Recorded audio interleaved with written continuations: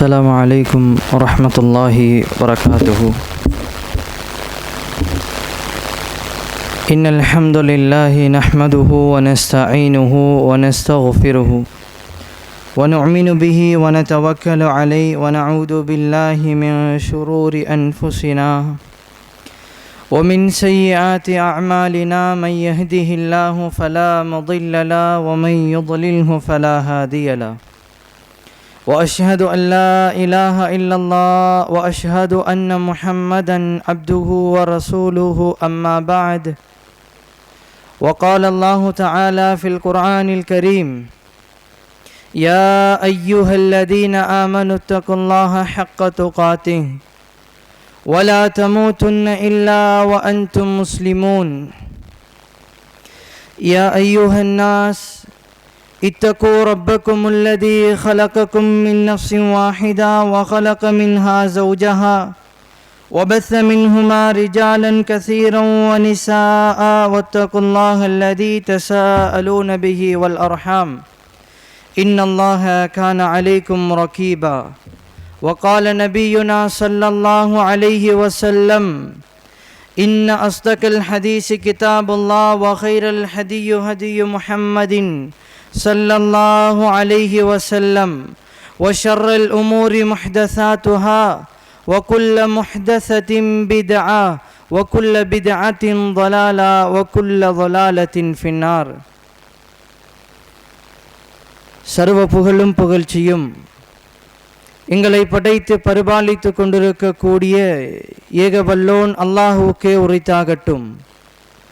வார்த்தைகளில் சிறந்தது அல்லாஹுடைய வார்த்தை என்றும், வழிகாட்டுதலில் சிறந்தது எம்பெருமானார் தூதர் ஸல்லல்லாஹு அலைஹி வஸல்லம் அவர்களது வழிகாட்டுதல் என்றும், காரியங்களில் மிக மிக கெட்டது மார்க்கத்தின் பெயரால் உண்டாக்கப்படும் புதுமைகள், ஒவ்வொரு புதுமைகளும் வழிகேடுகள், ஒவ்வொரு வழிகேடுக்கும் நாளை மறுமையுடைய நாளில் மனிதனை நரகத்தில் இட்டு செல்லும் என்பதாக நபி ஸல்லல்லாஹு அலைஹி வஸல்லம் அவர்களது பாசறையில் வளர்ந்த சஹாபாக்களுக்கு ஒவ்வொரு உரையினுடைய ஆரம்பத்திலும் போதித்து எச்சரித்ததை நான் எம் அனைவருக்கும் போதித்தவனாக எச்சரித்தவனாக இந்த உரையை ஆரம்பம் செய்கிறேன்.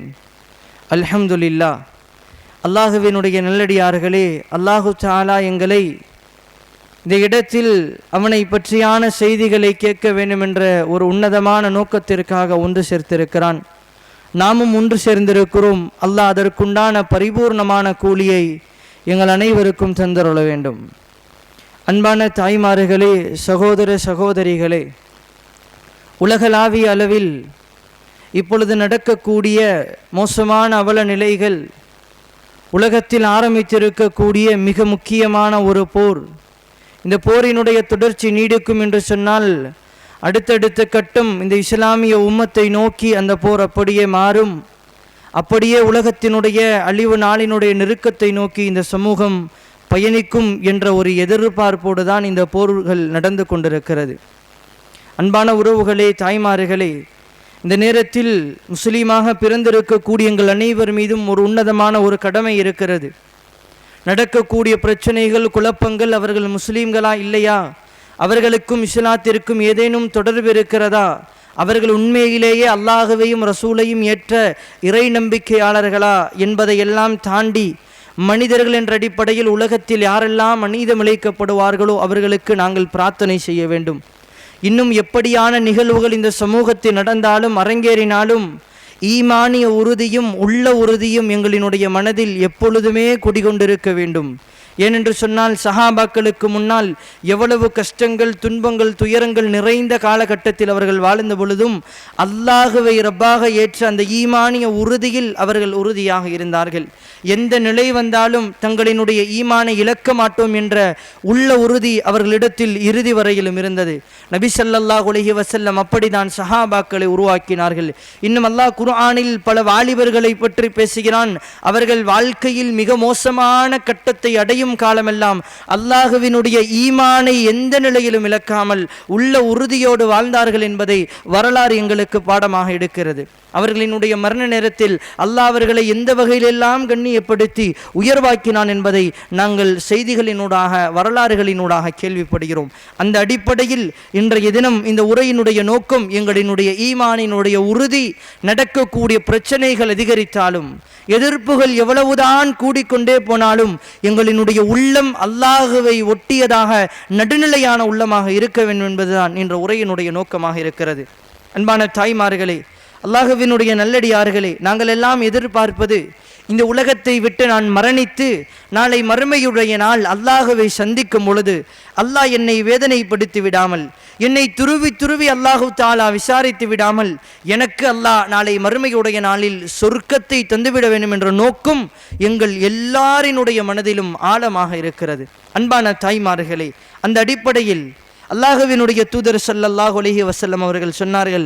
இப்னு அப்பாஸ் ரலியல்லாஹு அன்ஹு அவர்கள் அறிவிக்கக்கூடிய ஒரு ஹதீஸ் நாங்கள் கேள்விப்பட்டிருக்கலாம். ஆனால் இந்த ஹதீஸினுடைய தாக்கம் எங்களினுடைய வாழ்க்கையில் இன்ஷா அல்லாஹ் ஒரு கட்டம் மாற்றத்தை ஏற்படுத்தலாம். அல்லாஹுவினுடைய தூதர் ஸல்லல்லாஹு அலைஹி வஸல்லம் அவர்கள் சொன்னார்கள், என்னிடத்தில் ஒரு சமூகம் எடுத்து காட்டப்பட்டது. அந்த சமூகத்தில் ஒரு நபியோடு ஒரு சில கூட்டம் மனிதர்கள் இருந்து கொண்டிருந்தார்கள். இன்னொரு கூட்டம் என்னிடத்தில் காட்டப்பட்டது. அந்த கூட்டத்தோடு ஒரு நபரோ அல்லது 2 நபரோ அந்த நபியுடன் காணப்பட்டார்கள். இன்னொரு நபியை நான் பார்த்தேன், அவர் மட்டும் தனித்த ஒரு மனிதராக இருந்தார். இன்னொரு மிக பிரம்மாண்டமான ஒரு கூட்டம் என்னிடத்தில் காட்டப்பட்டது. அந்த கூட்டம் ஒரு நபியோடு மிகப்பெரிய ஒரு கூட்டம் இருந்தது. நான் எண்ணிக்கொண்டேன் அதுதான் என்னுடைய உம்மத்தாக இருக்கும் என்பதாக. ஆனால் அது இல்லை, மூசா அலைஹிஸ்ஸலாம் அவர்களினுடைய கூட்டம் என்பதாக என்னிடத்தில் சொல்லப்பட்டது. அதற்கு பிறகு மிக பிரம்மாண்டமான ஒரு கூட்டம் காட்டப்பட்டார்கள். அந்த கூட்டத்தை பார்த்து சொன்னார்கள் மலக்குமார்கள், இதுதான் உங்களினுடைய உம்மத் என்பதாக என்னிடத்தில் அடையாள காட்டப்பட்டது. அந்த கூட்டத்திலிருந்து ஒரு 70,000 நபர்களை அடையாளப்படுத்தி சொன்னார்கள், நபி ஸல்லல்லாஹு அலைஹி வஸல்லம் அவர்களினுடைய உம்மத்தில் 70,000 மனிதர்கள் நாளை மறுமையுடைய நாளில் உலாஇகல்லதீன யதுகுலூனல் ஜன்னத பலா ஹிசாபின் வலா அதாபின், அவர்கள் கேள்வி கணக்கில்லாமல் அந்த 70,000 நபர்களை குறிப்பிட்டு சொல்லப்பட்டது. அல்லாஹுவினுடைய தூதரனுடைய உம்மத்திலிருந்து மிக பிரம்மாண்டமான கூட்டம் நாளைக்கு மறுமையில் நின்று கொண்டிருக்கும் பொழுது ஒரு தனிப்பட்ட 70,000 கூட்டத்தை மட்டும் அல்லாஹ் எடுப்பான். அந்த கூட்டத்தை பற்றி சொன்னார்கள், பலா ஹிசாபின் வலா அதாபின், அல்லாஹுவினுடைய தண்டனையும் அவர்களுக்கு கிடையாது. நாளை மறுமையில் அல்லாஹு தஆலா அவர்களை விசாரிக்கவும் மாட்டான். அந்த 70,000 நபர்கள் கேள்வி கணக்கில்லாமல் சுவனத்திற்குள்ளால் நுழைவார்கள் என்பதாக அல்லாஹுவினுடைய தூதரிடத்தில் சொல்லப்பட்டது. இப்படி அல்லாஹுவினுடைய தூதர் இந்த செய்தியை சொல்லிக் கொண்டிருக்கும் பொழுதே அல்லாஹுவினுடைய தூதர் வீட்டுக்குள்ளால் சென்று விடுகிறார்கள். சஹாபாக்கள் எல்லாம் பேச ஆரம்பிக்கிறார்கள். ஒரு கால் முஸ்லீமாக பிறந்து முஸ்லீமாகவே மரணிப்பவர்களுக்கு இப்படியான அந்தஸ்து இருக்குமா? இல்லை, ஒரு கூட்டம் பேசுகிறது, அல்லாஹுவினுடைய லா இலாஹா இல்லல்லாஹ்விற்காக வாழ்ந்து லா இலாஹா இல்லல்லாஹ்விற்காக உயிரை விட்டால் அப்படியான கூட்டத்திற்கு அல்லாஹ் இப்படியான தரஜாவை வழங்குவானா என்பதாக சஹாபாக்களுக்கு மத்தியில் யார் அந்த கூட்டம் என்பதாக ஒவ்வொரு நபர்களாக ஒவ்வொரு கருத்துக்களை சொல்லி பேசிக் கொண்டிருக்கிறார்கள். இந்த சமயம் அல்லாஹுவினுடைய தூதர் வீட்டிலிருந்து வெளியே வருகிறார்கள். வந்து அந்த கூட்டம் யார் என்பதை அல்லாஹுவினுடைய தூதர் 4 விடயங்களை சொன்னார்கள். முதலாவது சொன்னார்கள், அந்த கூட்டம் ஓதி பார்க்க மாட்டார்கள். இன்னும் அந்த கூட்டம் 2ஆம் நபர் யார் என்று சொன்னால் பிறரிடம் ஓதி பார்க்கும்படி கேட்கவும் மாட்டார்கள். 3ஆவதாக சொன்னார்கள், அவர்கள் பறவையை கொண்டு சகுனம் பார்க்க மாட்டார்கள். இதெல்லாம் தௌஹீதோடு சம்பந்தப்பட்ட விடயம். எங்களுக்கு ஒரு நோய் வந்துவிட்டால், ஒரு காய்ச்சல் வந்துவிட்டால் அல்லாஹுவினுடைய தூதர் ஆதாரபூர்வமாக ஓதி ஊதுவதற்கு ஒரு சில வழிமுறைகளை எங்களுக்கு கற்று தந்திருக்கிறார்கள். யார் தனக்கு துன்பம் வரும் பொழுதும் மிக மோசமான நிலையை இந்த உலகத்தில் அடையும் பொழுதும் அல்லாஹுவிடத்தில் மட்டுமே கூலி எதிர்பார்த்து பிறரிடத்திலிருந்து தேவையற்றவர்களாக இருப்பார்களோ அதை பற்றி தான் இந்த வசனம், இந்த ஹதீஸ் எங்களுக்கு தெளிவுபடுத்துகிறது. ஓதி பார்க்க மாட்டார்கள், பிறரிடம் ஓதி பார்க்கும்படி ஏவவும் மாட்டார்கள். ஒரு விடயத்தை பார்த்து இதனால் இது இப்படி நடந்தது என்பதாக உலகத்தினுடைய சக காரியங்களையோ அல்லது பறவையை வைத்து சகுனம் பார்க்கக்கூடிய உலகத்தினுடைய அழிந்து போகக்கூடிய கலாச்சாரத்தையோ அவர்கள் பின்பற்றாதவர்களாக இருப்பார்கள். 4ஆவதாக அல்லாஹுவினுடைய தூதர் சொன்னார்கள், யதவக்கலூன அலல்லாஹ், அவர்கள் அல்லாஹுவையே தன்னுடைய முழு வாழ்க்கைக்கும் பொறுப்பு சாட்டிய மனிதர்களாக இருப்பார்கள். அன்பான உறவுகளை, தாய்மார்களே, நாங்கள் இந்த குர்ஆன் வசனத்தையோ அல்லது இந்த ஹதீஸினுடைய வாசகத்தையோ பல இடங்களில் கேட்டிருப்போம். யதவக்கலூன அலல்லாஹ், அவர்கள் அல்லாஹ்வையே முழுமையாக பொறுப்பு சாட்டி இருப்பார்கள். வாழ்க்கையினுடைய எப்படியான நிலைகள் ஏற்பட்டாலும் அல்லாஹ்வை மட்டுமே பொறுப்பு சாட்டி இருப்பார்கள் என்பதாக நாங்கள் காதளவில், நாங்கள் நாவளவில் அந்த செய்திகளை எல்லா நாட்களிலும் ஏதோ ஒரு பயானினுடைய உரையில் கேட்கக்கூடியவர்களாகத்தான் இருக்கிறோம். ஆனால் இந்த வசனத்தினுடைய தாக்கம், உண்மையிலேயே ஒரு மனிதன் அல்லாஹ்வை பொறுப்பு சாட்டி வாழ்வான் என்று சொன்னால் அவனது வாழ்க்கை எந்த அளவிற்கு மிக பிரகாசமான வாழ்க்கையாக இருக்கும். நாளை மறுமையினுடைய நாளில் கபரினுடைய விசாரணையின் பொழுது அல்லாஹு தஆலா எந்த அளவிற்கு அந்த மனிதர்களை கண்ணியப்படுத்தி உயர்வுபடுத்துவான் என்பதை நான் சொல்லக்கூடிய ஒரு சில வரலாறுகள் இந்த உரையினுடைய இறுதியில் இன்ஷா அல்லாஹ் எங்களுக்கு ஒரு தாக்கத்தை ஏற்படுத்தலாம். வெறுமனே யதவக்கலூன அலல்லாஹ், அல்லாஹ்வின் மீது நாங்களும் பொறுப்பு சாட்டி தான் வாழுகிறோம் என்பதாக நாவளவில் பேசக்கூடிய எங்களுக்கு ஒரு சில வரலாறுகள் கட்டாயமாக ஒரு மாற்றத்தை கொண்டு வரும். ஏனென்று சொன்னால் வாழ்க்கையில் ஒரு மனிதன் எப்பொழுது நெருக்கடியான வாழ்க்கையை சந்திக்கிறானோ, மோசமான இக்கட்டான ஒரு சூழ்நிலையை அனுபவிக்கிறானோ, அப்பொழுது நாங்கள் எல்லாம் ஒரு படி இறங்கி விடுகிறோம். அல்லாஹ்விடத்திலிருந்து வரக்கூடிய உதவியை விட்டு தூரமாகிவிட்டு எங்களினுடைய ஈமானின் குறைபாடு சக மனிதர்களிடத்தில் நாங்கள் உதவியை முன்வைக்கிறோம். அல்லாஹ்வினுடைய தூதர் சொன்ன ஒரு அழகான ஹதீஸினுடைய வாசகம், உங்களினுடைய செருப்பின் வாரந்தால் கூட உங்களை படைத்த இறைவனாகிய அல்லாஹ்விடத்தில் நீங்கள் கேளுங்கள். இது ஈமானோடு தொடர்புபட்ட விடயம். ஏனென்று சொன்னால் இந்த உலகத்தில் நான் இழக்கக்கூடிய சகல காரியங்களுக்கும் அல்லாஹ் எனக்கு தரக்கூடிய ஒரு சோதனை என்று ஏற்றுக்கொள்ளக்கூடிய மனப்பக்குவமும், ஏற்படக்கூடிய துயரங்களுக்கு அல்லாஹ் எனக்கு உதவி செய்வான் என்ற அந்த மன திருப்தியையும் நாங்கள் ஒவ்வொரு நாளும் ஒவ்வொரு நிகழ்விலும் கொண்டு வரக்கூடிய மக்களாக இருப்போம் என்று சொன்னால் இன்ஷா அல்லாஹ் எங்களினுடைய வாழ்க்கை அல்லாஹுவால் வசந்தம் பெற்ற வாழ்க்கையாக மாறும். கபரிலும் மறுமையிலும் அல்லாஹ் சொர்க்கத்தை தரக்கூடிய ஒரு நல்ல வாய்ப்பை ஏற்படுத்தும். அன்பான தாய்மார்களே, அல்லாஹ்வினுடைய குர்ஆன் ஒரு இடத்தில் சொல்லி காட்டுகிறது, யா அய்யுஹல்லதீன ஆமனு, ஈமான் கொண்ட விசுவாசிகளே, இன் தன்சுருல்லாஹ யன்சுர்கும் வ யுஸப்பித் அக்தாமக்கும். இந்த குர்ஆன் வசனத்தை சொல்லுவதற்கு முன்னால் இப்பொழுது இருக்கக்கூடிய உலகத்தினுடைய இஸ்லாமியர்கள் வாழக்கூடிய வேறு நாட்டில் இஸ்லாமியர்கள் வாழக்கூடிய சூழ்நிலைகளில் இஸ்லாமியர்கள் அலக்களிக்கப்படுவார்கள் என்று சொன்னால், ஒரு கால் உலகத்தில் இஸ்லாமியர்கள் எங்கோ பாதிக்கப்படுவார்கள் என்று சொன்னால் நாங்கள் முதலில் கையில் எடுப்பது எதை தெரியுமா? ஒரு ஆர்ப்பாட்டம், ஒரு போராட்டம் என்பதாக நாங்கள் முதலாவது இப்படியான காரியங்களை கையில் எடுக்கிறோம். ஆனால் அல்லாஹ்வினுடைய குர்ஆன் சொல்லக்கூடிய இந்த வசனம், யா அய்யுஹல்லதீன ஆமனு, ஈமான் கொண்ட இறை விசுவாசிகளே, இன் தன்சுருல்லாஹ், நீங்கள் அல்லாஹ்விற்கு உதவி செய்தால், யன்சுர்கும், அல்லாஹ் உங்களுக்கு உதவி செய்வான், வ யுஸப்பித் அக்தாமக்கும், இன்னும் உங்களினுடைய கால் தரங்களை நீங்கள் செல்லக்கூடிய இடங்களில் எல்லாம் உங்களினுடைய வாழ்க்கையை வசந்தமிக்க வாழ்க்கையாக, வெற்றி நிறைந்த வாழ்க்கையாக, சோதனை வந்தாலும் அல்லாஹ்வை பொறுப்பு சாட்டக்கூடிய ஒரு வாழ்க்கையாக அல்லாஹ் அமைத்து தருவான் என்பதாக அல்லாஹ்வினுடைய குர்ஆன் சொல்லுகிறது. இந்த வசனத்தில் எங்களுக்கு ஒரு கேள்வி வரலாம், அல்லாஹ்விற்கு உதவி செய்தால் அல்லாஹ் எனக்கு உதவி செய்வேன் என்று சொல்லுகிறானே, படைத்த ரப்புலாகிய அல்லாஹ்விற்கு நான் எப்படி உதவி செய்ய முடியும்? அல்லாஹ் தான் என்னை உருவாக்கினான், சீராட்டினான், பாராட்டி வளர்த்தெடுத்தான், இந்த உலகத்தில் என்னை நடக்கச் செய்தான், நல்ல உடையை தந்தான், நல்ல குடும்பத்தை தந்தான், பெற்றோர்களை தந்தான், இஸ்லாமிய வாழ்வை தந்தான். இப்படி எல்லா சகல காரியங்களையும் அல்லாஹ் எனக்கு ஏற்படுத்தி தந்திருக்கிறான். அந்த அல்லாஹ்விற்கு நான் எப்படி உதவி செய்ய முடியும் என்ற முதலாவது கேள்வி எங்களிடத்தில் வரலாம். அருமையான உறவுகளே, அல்லாஹ்வினுடைய நல்லடியார்களே, அல்லாஹ்விற்கு உதவி செய்வது என்று சொன்னால் அல்லாஹ் சொன்ன மார்க்கத்தினுடைய சட்ட திட்டங்களில், ஒழுங்குமுறைகளில் அல்லாஹ்வை பின்பற்றி வாழக்கூடிய மனிதன்தான் அல்லாஹ்விற்கு உதவி செய்யக்கூடிய மனிதன்.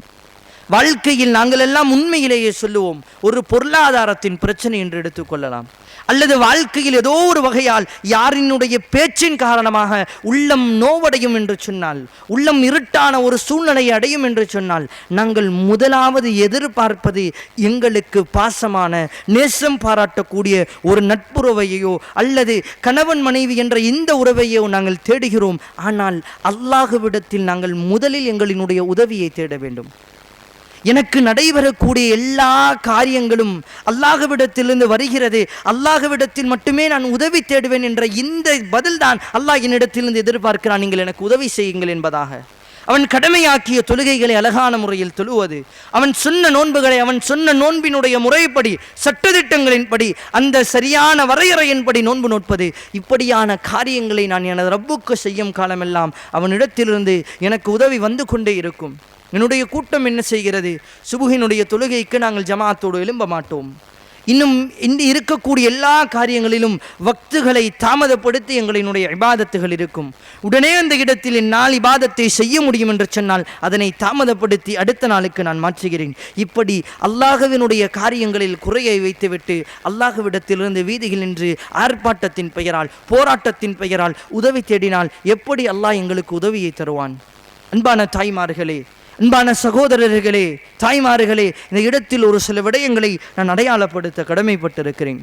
அல்லாஹுவினுடைய தூதர் ஸல்லல்லாஹு அலைஹி வஸல்லம் பல நபிமார்கள் அல்லாஹுவினால் வாழ்க்கையில் சோதனையினுடைய விளிம்பிற்கு இழுத்து வரப்பட்டார்கள். எந்த அளவிற்கு என்று சொன்னால், ஒரு நொடி முந்திவிட்டால், ஒரு நொடி பிந்திவிட்டால் அவர்கள் கொல்லப்பட்டு இந்த உலகத்தில் இல்லாத மனிதர்களாகி விடுவார்கள் என்ற சூழ்நிலைகளை அல்லாஹு தஆலா நபி ஸல்லல்லாஹு அலைஹி வஸல்லம் அவர்களுக்கும் பல நபிமார்களுக்கும் வாழ்க்கையில் ஏற்படுத்தினான். அதில் ஒரு சம்பவம் நாங்கள் எல்லாம் கேள்விப்பட்டிருப்போம். நபி ஸல்லல்லாஹு அலைஹி வஸல்லம் அவர்களும் அபூபக்கர் ரலியல்லாஹு அன்ஹு அவர்களும் மக்காவை விட்டு ஹிஜ்ரத்தை மேற்கொண்டு மதீனாவை நோக்கி தன்னுடைய பயணத்தை மேற்கொள்கிறார்கள். செல்லும் வழியில் குறைஷிகள் இவர்களை பிடிப்பதற்காக ஊரிலிருந்து மக்காவிலிருந்து கிளம்பி விட்டார்கள் என்ற செய்தி தெரிந்தவுடன் இவர்கள் இருவரும் தன்னுடைய பயணத்தை மிக வேகமாக்கி ஒரு குகையில் தஞ்சமடைகிறார்கள். நபி ஸல்லல்லாஹு அலைஹி வஸல்லம் அவர்களும் அபூபக்கர் ரலியல்லாஹு அன்ஹு அவர்களும். இந்த இரண்டு நபர்களும் அந்த குகையில் அமர்ந்திருக்கக்கூடிய சமயம் குறைஷிகள் அந்த குகையையும் சுற்றி வளைத்து விடுகிறார்கள். ஆனால் உள்ளே இரு நபர்கள் இருக்கிறார்கள் என்பதாக அவர்களுக்கு தெரியாது. அல்லாஹு தாலாவினுடைய உதவியை பாருங்கள். அந்த குகையினுடைய அமைப்பு எப்படி இருக்கும் என்று சொன்னால், அந்த குகைக்கு மேலால் நின்று நான் பார்த்தால் உள்ளே இருக்கக்கூடிய மனிதர் எனக்கு கண்ணுக்கு தென்படுவார். அந்த குகையில் முழுக்க மேலெல்லாம் அப்படியே ஓட்டைகளாக நிரம்பியதாக இருக்கும். அதற்குள்ளால் நபி ஸல்லல்லாஹு அலைஹி வஸல்லம் அவர்களும் அபூபக்கர் ரலியல்லாஹு அன்ஹு அவர்களும் இருக்கக்கூடிய சமயம் அபூபக்கர் ரலியல்லாஹு அன்ஹு அவர்கள் இந்த ஹதீஸை அறிவிக்கிறார்கள். நதர இலைய, நான் மேலே பார்த்தேன், முஷ்ரிக்கீன்கள் அப்படியே அந்த குகை அப்படியே சுற்ற ஆரம்பித்து விட்டார்கள். நான் அல்லாஹ்வினுடைய தூதரை பார்த்து கேட்டேன், யா ரசூலல்லாஹ், லவ் அன்ன அஹதுக்கும், அந்த கூட்டத்திலிருந்து ஒரு நபர் நலர தஹ்த கதமைஹி லஅப்ஸர்னா, அல்லாஹ்வினுடைய தூதரிடத்தில் சொல்கிறார்கள், யா ரசூலல்லாஹ், நாங்கள் கீழே ஒளிந்திருக்கிறோம், மேலே இதோ குறைஷிகள் வந்து விட்டார்கள், அவர்களினுடைய கால்களை எங்களால் பார்க்க முடிகிறது, அவர்களில் ஒரு நபர் குனிந்து அவர்களின் காலை பார்த்து விட்டால் நாங்கள் மாட்டிக்கொள்ளுவோமே, நீங்களை பார்த்து விடுவார்கள் என்று சொல்லும் பொழுது நபி ஸல்லல்லாஹு அலைஹி வஸல்லம் எந்த ஒரு துச்சமும் இல்லாமல், எந்த ஒரு மனதிலும் ஒரு முகத்தில் சுருக்கம் இல்லாமல் உள்ள உறுதியோடு அழகான முறையில் நிதானத்தை கையாளி சொன்னார்கள், அபூபக்கரே, அபூபக்கரே, நீங்கள் எண்ணிக் கொண்டீர்களா நீ இந்த இடத்தில் இருக்கிறீர்கள், நான் இருக்கிறேன், நம் இருவர் மட்டும்தான் இருக்கிறோம் என்பதாக நினைத்துக் கொண்டீர்களா? இல்லை அபூபக்கரே, மூன்றாவதாக படைத்த அல்லாஹ் எங்களுக்கு பாதுகாவலாக இருக்கிறான், அல்லாஹ் நம்மளை பாதுகாப்பான். அபூபக்கரே, நீங்கள் பயப்பட வேண்டாம், நீங்கள் எதையும் பற்றி யோசிக்க வேண்டாம் என்பதாக அபூபக்கர் ரலியல்லாஹு அன்ஹு அவர்களுக்கு நபி ஸல்லல்லாஹு அலைஹி வஸல்லம் அவர்கள் உபதேசம் செய்கிறார்கள். அபூபக்கர் ரலியல்லாஹு அன்ஹு அவர்கள் முழுமையாக அல்லாஹ்வினுடைய தூதரை நம்புகிறார்கள். கொஞ்சம் மனிதன் என்ற அடிப்படையில் கொஞ்சம் யோசித்து பாருங்கள், யதார்த்த நிலை என்ன? ஒரு இடத்திலிருந்து நாங்கள் தப்பி ஓடி ஒளிந்து ஒரு இடத்தில் இருக்கும் பொழுது ஓட்டைகளால் இருக்கக்கூடிய அந்த இடத்தில் ஒரு வீட்டுக்குள்ளால் அமர்ந்திருக்கிறோம், இஸ்லாமிய மார்க்கத்திற்காக ஓடி ஒளிந்து கொண்டிருக்கிறோம். இந்த கூட்டம் எங்களிடத்தில் வந்துவிட்டால் எங்களினுடைய உள்ளம் சொல்லக்கூடிய செய்தி என்ன? அல்லாஹ் என்னை கைவிட்டு விட்டான், அல்லாஹ்வினுடைய உதவி எனக்கு வரவில்லை. அல்லாஹ் நினைத்திருந்தால் அந்த கூட்டத்தை இந்த இடத்திற்கு வராமலேயே என்னை காப்பாற்றி இருக்கலாமே, ஏன் அல்லாஹ் இப்படி செய்துவிட்டான் என்ற எண்ணம் மனிதர்களாகிய சாதாரண ஈமான் படைத்த எங்களிடத்தில் வந்துவிடும். அல்லாஹ்வினுடைய தூதரினுடைய ஈமானிய உயர்வு அந்த இடத்தில் தெரிகிறது. உண்மையிலேயே இதை ஒரு ஹதீஸாக சொல்லும் போது எங்களால் உணர முடியாது. உங்கள் வாழ்க்கையில் மிக நெருக்கடியான ஒரு சூழ்நிலையை யோசித்து பாருங்கள். அப்படியான இக்கட்டான நிலையில் நான் இருக்கும் பொழுது அல்லாஹ் எனக்கு உதவி செய்வான் என்ற என்னுடைய மன உறுதியும் மன தைரியமும் தான் அல்லாஹ்விடத்தில் என்னை ஒரு நல்ல ஈமான் உள்ள மனிதனாக மாற்றுகிறது. உஹதினுடைய போரில் நடந்த ஒரு வரலாறுக்கு அல்லாஹு தஆலா குர்ஆனினுடைய வசனத்தில் பேசி காட்டுவான் அந்த சஹாபாக்களினுடைய வலிமையை பற்றி. அல்லாஹ்வினுடைய குர்ஆன் 3வது அத்தியாயம் 173வது வசனத்தில் அல்லாஹு தஆலா பேசி காட்டுகிறான். அல்லதீன கால லஹுமுன் நாஸ் இன்னன் நாஸ கத் ஜமஉ லகும் ஃபக்ஷௌஹும் ஃபஸாதத்துஹும் ஈமானா வகாலு ஹஸ்புனல்லாஹு வ நிஅமல் வக்கீல். அல்லாஹ் பேசக்கூடிய இந்த வசனத்தினுடைய பின்னணி என்னவென்று கேட்டால், உஹதினுடைய போரை பற்றி எங்களுக்கு தெரியும். சஹாபாக்கள் யுத்தம் செய்து கொண்டு யுத்தத்தினுடைய ஆரம்பத்திலேயே வெற்றியை கண்டு எதிரிகளை நோக்கி துரத்த ஆரம்பிப்பார்கள். குஃபார்கள் காஃபிர்கள் எல்லாம் சஹாபாக்களை கண்டு இஸ்லாமிய படையை கண்டு விரண்டு ஓடுவார்கள். சஹாபாக்கள் துரத்தி கொண்டே போவார்கள். மலையில் அல்லாஹ்வினுடைய தூதர் பாதுகாப்பாக ஒரு கூட்டத்தை நிப்பாட்டி இருப்பார்கள். அந்த கூட்டம் என்ன செய்யும்? எங்களினுடைய கூட்டம் வெற்றி பெற்று விட்டது என்பதாக நினைத்து அந்த மலையிலிருந்து அப்படியே கீழே இறங்கி கனிமத்து பொருட்களை எடுப்பதற்காக ஓடிவிடுவார்கள். பின்னால் இருந்து ஹாலித் இப்னு வலீத், முன்னால் இஸ்லாத்தை ஏற்றுக்கொள்ளாமல் இருந்த அந்த சஹாபாக்களை பின்னால் குதிரை கூட்டத்தை வைத்து அடிக்க ஆரம்பிப்பார். சஹாபாக்களுக்கு ஒரு யோசனை, பின்னால் ஒரு கூட்டம் அடிக்கிறது, நாங்கள் முஸ்லீம்கள் தான் இருந்தோம், முன்னால் காஃபிர்கள் இருக்கிறார்கள், யாரென்று தெரியாமல் மிக இக்கட்டான நிலையில் சஹாபாக்கள் எல்லாம் அடிபடுகிறார்கள். ஹம்ஸா ரலியல்லாஹு கொல்லப்பட்டு பல சஹாபாக்கள் கொல்லப்பட்டு நபிகளாரினுடைய முகத்திலிருந்து இரத்தம் வர ஆரம்பிக்கிறது. இப்படியான ஒரு இக்கட்டான நிலையில் இருக்கும்போது ஒரு சில கூட்டம் மட்டும் அல்லாஹ்வினுடைய தூதரை அப்படியே பாதுகாத்து ஒரு மலைக்கு மேலால் ஏறி நின்று கொண்டிருக்கிறார்கள். எப்படியான நிலை என்று சொன்னால், எங்களுக்கு பாதுகாப்புக்கு துணைக்கு யாருமே இல்லை என்று சொல்லக்கூடிய மிக மோசமான நிலையில் இரத்தம் மடிந்து கொண்டிருக்கிறது. அவர்களினுடைய காயம் கிடையாது, இரத்தம் வந்து கொண்டிருப்பது இன்னும் நிப்பாட்டவில்லை, இன்னும் நிற்கவில்லை. இரத்தம் அப்படியே ஓடிக்கொண்டே இருக்கும் பொழுது அப்படியே நபிகளாரோடு அந்த கூட்டம் ஒரு மலை குன்றுக்கு மேலே ஒதுங்க ஆரம்பிக்கிறது. அப்பொழுது மீண்டும் குறைஷிகளிலிருந்து ஒரு சில நபர்கள் அவர்களுக்கு முன்னால் வந்து நின்று சொல்லுகிறார்கள், நபிகளாரினுடைய கூட்டமே, இஸ்லாமியர்களே, இப்பொழுது எப்படி இந்த உஹதினுடைய யுத்தத்தில் நாங்கள் உங்களை அடித்தோமோ, உங்களை எல்லாம் தவிடுபடியாக்கி உங்களை ஒரு ஓரத்தில் இரத்த மடியபடிய நிற்க வைத்திருக்கிறோமோ, இந்த காயங்கள் ஆறுவதற்கு முன்னால் தயாராகி கொள்ளுங்கள். குறைஷிகளாகிய நாங்கள் இன்னும் மிகப்பெரிய ஒரு கூட்டத்தோடு தயாராக இருக்கிறோம். உங்களினுடைய ஒட்டுமொத்த இஸ்லாமிய சாம்ராஜ்யத்தையும் வேறறுத்து உங்களினுடைய லா இலாஹ இல்லல்லாஹ் இந்த பூமியிலிருந்து துடைத்து எறிவதற்கு இனி ஒரு கூட்டம் மிக சமீபத்தில் தயாராகுகிறது. எது இஸ்லாமியர்களே, இஸ்லாமியர்களே, நீங்கள் எங்களை பயந்து கொள்ளுங்கள் என்பதாக அந்த இடத்தில் இரத்தம் மடிந்து கொண்டு என்ன நடந்தது என்று யோசிப்பதற்கு நேரமில்லாத அந்த இக்கட்டான நிலையில் நின்று கொண்டிருக்கும் பொழுது அந்த மனிதர்களை பார்த்து சொல்லும் போது அதைத்தான் அல்லாஹு தஆலா சொல்லி காட்டுகிறான். அல்லதீன கால லஹுமுன் நாஸ் இன்னன் நாஸு கத் ஜமஉ லகும். உங்களுக்கு எதிராக ஒரு கூட்டம் ஒன்று சேர்ந்திருக்கிறது. உங்களை கொல்லுவதற்காக, உங்களை வேறறுப்பதற்காக, உங்களினுடைய குடும்பங்களை விதவைகளாக்குவதற்காக ஒரு கூட்டம் தயாராக இருக்கிறது என்று சொல்லும் பொழுது அந்த கூட்டம் சொன்னார்கள், கால லஹுமுன் நாஸ் இன்னன் நாஸு கத் ஜமஉ லகும் ஃபக்ஷௌஹும். அவர்கள் பயப்படவில்லை.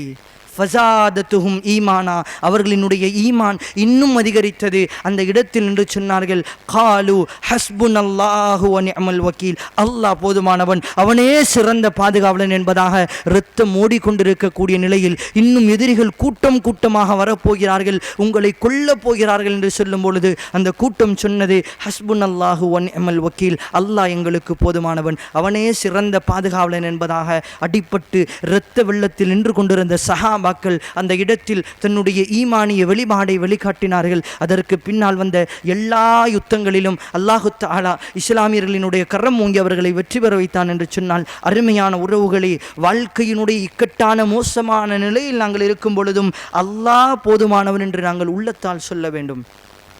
அல்லாஹ் பின்னால் தொடர்ச்சியாக அந்த வசனத்தில் பேசுகிறான். அந்த கூட்டம் பயமில்லாமல் அல்லாஹுவின் ஈமான் கொண்டிருந்ததின் காரணமாக அல்லாஹு தஆலா அந்த கூட்டத்துக்கு அருள் புரிந்தான். அந்த கூட்டத்திற்கு அவனுடைய கண்ணியத்தை வழங்கினான். அந்த கூட்டத்தின் மீது அமைதி அல்லாஹ் சாட்டி அந்த மனிதர்கள் அல்லாஹுவால் புரிந்து கொள்ளப்பட்ட மனிதர்களாக மாறினார்கள் என்பதாக அல்லாஹு தஆலா ஒரு தனி கூட்டத்தை பற்றி திருமறையில் பேசுகிறான் என்று சொன்னால், அருமையான உறவுகளே, அல்லாஹுவினுடைய நல்லடியார்களே, எப்பொழுது அல்லாஹு தஆலா திருமறையில் ஒரு தனிப்பட்ட ஒரு கூட்டத்தை பற்றி பேசுகிறானோ அந்த கூட்டம் ஈமானிய உயர்வினுடைய உச்சகட்டத்தை அடைந்திருப்பார்கள். எந்த நிலை வந்த பொழுதும் லா இலாஹ இல்லல்லாஹ்வை இழக்காத மனிதர்களாக இருந்திருப்பார்கள். அல்லாஹு தஆலா அதே போன்று குர்ஆனில் ஒரு மனிதரினுடைய வரலாறை பற்றி பேசுகிறான். ஒரு தனி மனித வாலிபரினுடைய வரலாறை பற்றி பேசுகிறான். நாங்கள் எல்லாம் சூரத்துல் யாசீனை அதிகமாக ஓதியிருப்போம். தாய்மார்களும் ஓதி இருப்பீர்கள். வந்திருக்கக்கூடிய சகோதரர்கள் வாழ்க்கையில் ஒரு முறையாவது சூரத்துல் யாசீனை நாங்கள் கேட்டிருப்போம், ஓதி இருப்போம். அல்லாஹு தஆலா சூரத்துல் யாசீனுடைய 20வது வசனத்திலிருந்து 26வது வசனம் வரையிலும் ஒரு வரலாறை சொல்லி காட்டுவான். அந்த வரலாறில் அல்லாஹு தஆலா ஒரு வாலிபனை பற்றி பேசுகிறான். அந்த வாலிபர் யார்? அந்த வாலிபர் யார்? அந்த 20வது வசனத்திற்கு முன்னால் அல்லாஹ் சொல்லி காட்டுவான், சில நபிமார்கள் அந்த கூட்டத்திற்கு லா இலாஹ இல்லல்லாவின் பாதையிலே மக்கள் நீங்கள் வாருங்கள் என்பதாக அழைப்பு கொடுத்து கொண்டிருந்தார்கள். அந்த மக்கள் எல்லாம் அந்த நபிமார்களை கொன்றார்கள். இன்னும் சில நபிமார்கள் வந்து அவர்களுக்கு உபதேசம் செய்து கொண்டிருக்கும் பொழுது அந்த மக்கள் அனைவருமே அந்த நபிமார்களை புறக்கணித்து கொண்டிருந்தார்கள். அந்த நேரத்தில் தான் வஜா மின் அக்ஸல் மதீனத்தி ரஜுலு யஸ்ஆ கால யா கௌமி இத்தபிஉல் முர்சலீன். அல்லாஹ்வினுடைய அந்த மார்க்கத்தை பற்றி அல்லாஹ் சொல்லி காட்டுகிறான். இப்படி நபிமார்கள் உபதேசம் செய்யும் போது அங்கு இருக்கக்கூடிய மனிதர்கள் எல்லாம் புறக்கணிக்கிறார்கள். இந்த நபிமார்களை பொய்யர்கள் என்பதாக அடையாளப்படுத்துகிறார்கள். அப்பொழுதுதான் அந்த கடை வீதியினுடைய ஓரத்திலிருந்து ஒரு வாலிபன் ஓடி வருகிறான்.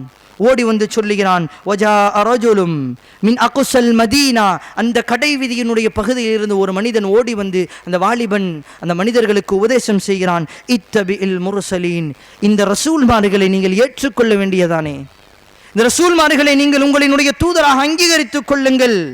இத்தபிஉ மல்லா யஸ்அலுக்கும் அஜ்ரும் வஹும் முஅ்ததூன் وما لي لا أعبد التي فطرني وإليه ترجعون أأتخذ من دونه آلهة லா யுர்தினுர் ரஹ்மான். அவர்கள் அழகாக பேசி காட்டுகிறார். அந்த வாலிபர் உபதேசம் செய்ய ஆரம்பிக்கிறார். இவர்கள் உங்களிடத்தில் வந்து சொத்துக்களை கேட்கவில்லை, சுகங்களை கேட்கவில்லை. ஒரே கொள்கையான அல்லாஹுவின் பாதையின் பக்கம் மாறுங்கள், ஒரே கொள்கையான தௌஹீதின் பக்கம் மாறுங்கள், அல்லாஹுவினுடைய சத்தியத்தை நீங்கள் பின்பற்றுங்கள் என்று தானே அழைக்கிறார்கள். உங்களினுடைய சொத்துக்களில் பங்கீடு கேட்டார்களா? உங்கள் பொருளாதாரத்தை கேட்டார்களா? நீங்கள் வணங்கக்கூடிய பொய்யான கடவுள்களை விட்டுவிட்டு ஒரே ஒரு கடவுளான லா இலாஹ இல்லல்லாவை நீங்கள் ஏற்றுக்கொண்டால் என்ன கேடு உங்களுக்கு? இந்த ரசூல்மார்களை ஏற்றுக்கொள்ளுங்கள் என்பதாக அந்த வாலிபன் உபதேசம் செய்ய ஆரம்பித்தவுடன் அந்த ஊர் மக்கள் அப்படியே நபிமார்களை விட்டு விடுகிறார்கள். இந்த வாலிபனை பிடிக்கிறார்கள், பிடித்து அடிக்க ஆரம்பிக்கிறார்கள். ஒட்டுமொத்த ஊர் அடிக்கிறது. அவன் உபதேசம் செய்கிறான், இந்த சிலைகள் எல்லாம் உங்களுக்கு பிரயோஜனம் கிடையாது.